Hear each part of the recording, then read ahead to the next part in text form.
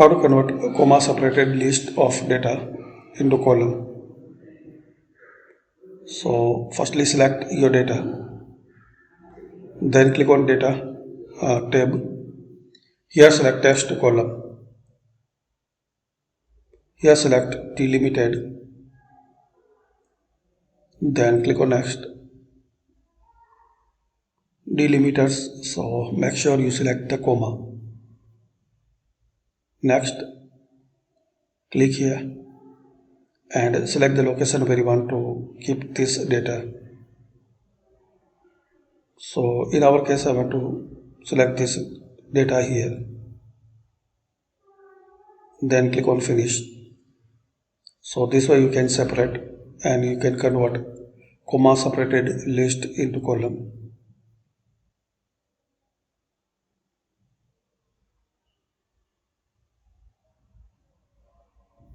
So thanks for watching. Comment this video useful for you.